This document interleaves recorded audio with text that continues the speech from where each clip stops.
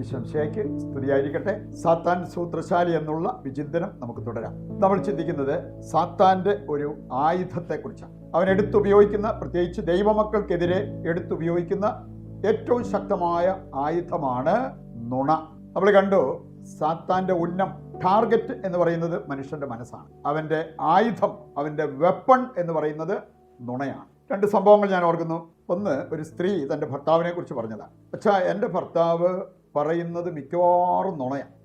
അവർ പറഞ്ഞത് പലരോടും ഫോണിലൂടെ സംസാരിക്കുമ്പോഴൊക്കെ ഞാൻ കേട്ടോണ്ടിരിക്കുന്നതല്ലേ, പറയുന്നത് കൂടുതലും നുണയാണ്. അദ്ദേഹത്തിൻ്റെ സ്വഭാവത്തിൻ്റെ ഭാഗമായി മാറിയിരിക്കുന്നതാണ് നുണ പറയുക എന്നുള്ളത്. അവരെ സംബന്ധിച്ചിടത്തോളം അവർക്ക് ഏറ്റവും വിഷമമുണ്ടാക്കുന്ന ഒരു കാര്യമാണ് ഈ നുണ പറയുന്നത്. മറ്റെന്തോ അവർക്ക് സഹിക്കാൻ പറ്റും. വേറൊരു സഹോദരനെ കുറിച്ച് അദ്ദേഹത്തിൻ്റെ സഹോദരങ്ങൾ തന്നെ പറഞ്ഞൊരു കാര്യം, അവൻ അല്പം മുൻകോപിയാണ്, പെട്ടെന്ന് ദേഷ്യപ്പെടും. പക്ഷെ ഒരു കാര്യം, അവൻ ഒരിക്കലും നുണ പറയത്തില്ല. അത് അവർക്കും അറിയാം.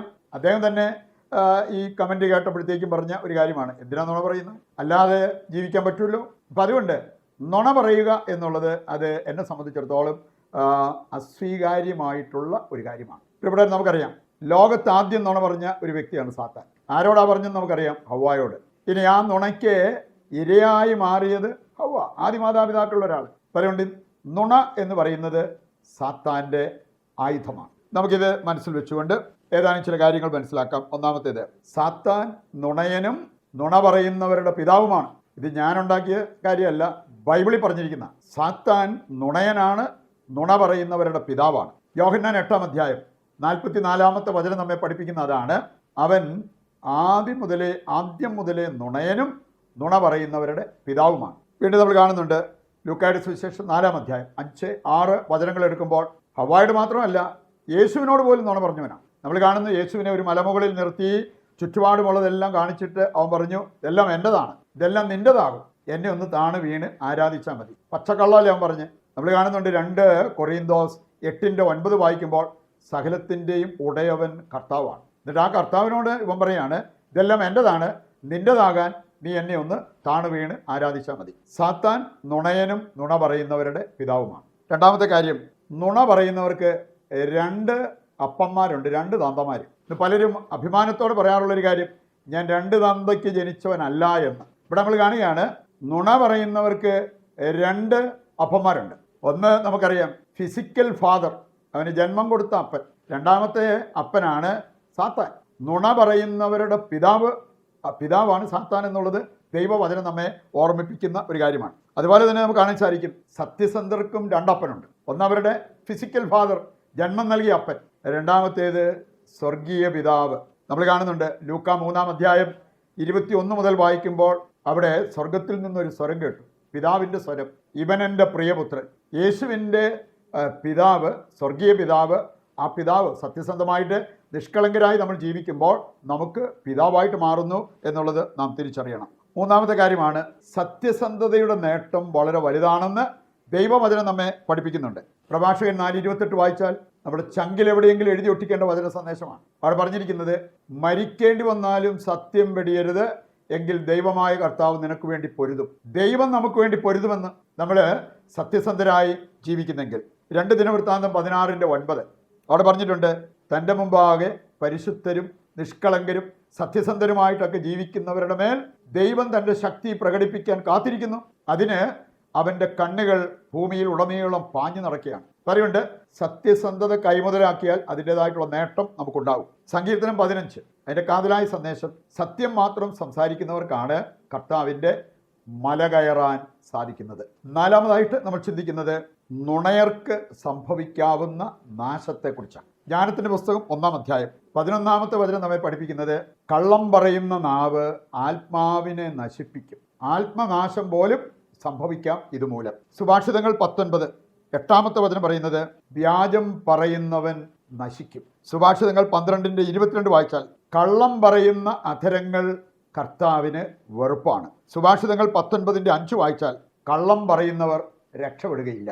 ഇവിടെ എല്ലാം നമ്മൾ കാണുന്നത് വ്യാജം, നുണ, അങ്ങനെയുള്ള കാര്യങ്ങൾ നാശം വിതയ്ക്കും എന്നുള്ളതാണ്. പ്രഭാഷകൻ 20, 24, 25 വചനങ്ങൾ വായിക്കുമ്പോൾ അവിടെ പറഞ്ഞിട്ടുണ്ട്, നുണ വികൃതമായ കറയാണ്, അജ്ഞന്റെ അധരത്തിൽ അത് എപ്പോഴും ഉണ്ടാവും. എന്നിട്ട് അവിടെ പറയാണ്, കള്ളൻ നുണയനേക്കാൾ ഭേദമാണ്, രണ്ടുപേരുടെയും അന്ത്യം നാശമാണ്. അപ്പം അറിവുണ്ട്, ഈ നാശം വരാതിരിക്കാൻ നമ്മൾ സത്യസന്ധരായിട്ട് ജീവിക്കണം. കള്ളം വെടിയാൻ നമ്മൾ തയ്യാറാകണം. അവസാനമായിട്ട് നാം മനസ്സിലാക്കിയിരിക്കേണ്ട ഒരു കാര്യം, അസത്യം തരുന്ന നേട്ടം നിലനിൽക്കുന്നതല്ല.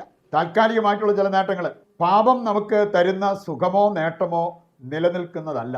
യെശയ്യാ 47:12 മുതൽ വായിക്കുമ്പോൾ അവിടെ പറഞ്ഞിട്ടുണ്ട്, നീ ചെറുപ്പം മുതലേ അനുവർത്തിച്ചു പോകുന്ന മാന്ത്രിക വിദ്യകളും ക്ഷുദ്ര പ്രയോഗങ്ങളും തുടർന്നു കൊള്ളുക. അവ നിങ്ങളിൽ ഭീതി ജനിപ്പിച്ചേക്കാം, താൽക്കാലികമായ നേട്ടം ഉണ്ടായേക്കാം, പക്ഷേ അവ വൈക്കോൽ തുരുമ്പ് പോലെയാണ്, അവസാനം കത്തിച്ചാരമാകും. അപ്പം അതുകൊണ്ട് അങ്ങനെ ഉണ്ടാകുന്ന നേട്ടം നിലനിൽക്കുന്നതല്ല. സുഭാഷിതങ്ങൾ 21:6 വായിച്ചാൽ അവിടെ പറഞ്ഞിരിക്കുന്നത്, കള്ളം പറയുന്ന നാവ് നേടിത്തരുന്ന സമ്പത്ത് തിരോഭവിക്കുന്ന നീരാവിയും മരണത്തിൻ്റെ കെണിയുമാണ്. അപ്പം അതുകൊണ്ട് ഇതൊന്നും നിലനിൽക്കുന്ന നേട്ടമല്ല എന്നുള്ള ആ ഒരു തിരിച്ചറിവ് നമുക്കുണ്ടാകണം. പ്രിയപ്പെട്ടവരെ, ദൈവമക്കൾ സത്യസന്ധരായിരിക്കാനും സത്യത്തിന് കൂട്ടുനിൽക്കാനും വിളിക്കപ്പെട്ടവരാണ്. അവരെ നുണയിലേക്ക്, അസത്യത്തിലേക്ക് നയിക്കുക എന്നുള്ളത് സാത്താൻ്റെ ഒരു കുതന്ത്രമാണ്. അതിൽ പെടാതിരിക്കാൻ പ്രത്യേകം ശ്രദ്ധിക്കുകയും അതിനായിട്ട് പ്രാർത്ഥിക്കുകയും ചെയ്യാം. നമ്മൾ ഇന്നൊരു കോമൺ നിയോഗമായിട്ട് വയ്ക്കുന്നത്, നുണ പറയുന്നത് സ്വഭാവത്തിൻ്റെ ഭാഗമായി തീർന്നിരിക്കുന്ന വ്യക്തികളുണ്ട്. അവരുടെ മാനസാന്തരത്തിന് വേണ്ടി ദൈവത്തോട് നമുക്ക് ഈ പ്രതിഷ്ഠാ ജപത്തിൽ പങ്കുചേർന്ന് പ്രാർത്ഥിക്കാം. വഞ്ചകനും സൂത്രശാലിയും ഞങ്ങളുടെ യഥാർത്ഥ ശത്രുവുമായ പിശാചിനെ പരാജയപ്പെടുത്തിയ യേശുനാഥ, ഞങ്ങളങ്ങേ ആരാധിക്കുകയും സ്തുതിക്കുകയും ചെയ്യുന്നു. സാത്താന് ഞങ്ങൾ ഇടം കൊടുത്തതിലൂടെ ഇന്ന് ഞങ്ങൾ അനുഭവിക്കുന്ന അവൻ്റെ സ്വാധീന വലയത്തിൽ നിന്നും പൈശാചിക ബന്ധനങ്ങളിൽ നിന്നും ഞങ്ങളെ രക്ഷിക്കണമേ. അവൻ മൂലം ഞങ്ങളുടെ മേൽ നിവധിച്ചിരിക്കുന്ന രോഗദുരിതങ്ങളിൽ നിന്നും എല്ലാവിധ തടസ്സങ്ങളിൽ നിന്നും ഞങ്ങളെ മോചിതരാക്കണമേ.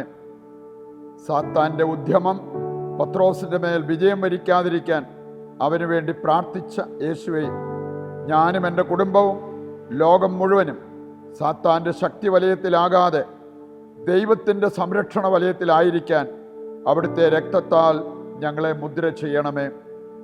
സാത്താനെ ഭയപ്പെടുന്നതിനേക്കാൾ ആത്മീയ സമരായുധങ്ങളേന്തി അവൻ്റെ മേൽ വിജയം വരിക്കാൻ ഞങ്ങളെയും സഹായിക്കണമേ. ആമേൻ. നമ്മുടെ ഇന്നത്തെ എല്ലാ അവസ്ഥകളും ഇന്നിൻ്റെ എല്ലാ ആവശ്യങ്ങളും ദൈവത്തിൻ്റെ കരങ്ങളിൽ ഏൽപ്പിച്ചുകൊണ്ട് താഴ്ന്ന സ്വരത്തിൽ കർത്താവിനെ സ്തുതിച്ച് ദിവ്യകാരുണ്യത്തിൻ്റെ ആശീർവാദം നമുക്ക് സ്വീകരിക്കാം. യേശുവേ നന്ദി, ഹല്ലേലൂയ. യേശുവേ നന്ദി, ഹല്ലേലൂയ, ഹല്ലേലൂയ, ഹല്ലേലൂയ. കർത്താവെ ഏറ്റെടുക്കണമേ. ഞങ്ങളുടെ എല്ലാ ആവശ്യങ്ങളെയും അവിടുന്ന് ഏറ്റെടുക്കണമേ. ഞങ്ങളുടെ പ്രാർത്ഥനാ നിയോഗങ്ങളെ ഏറ്റെടുത്ത് അതെല്ലാം സഫലമാക്കണമെന്ന് ഞങ്ങൾ പ്രാർത്ഥിക്കുന്നു. യേശുവേ നന്ദി, യേശുവേ സ്തുതി.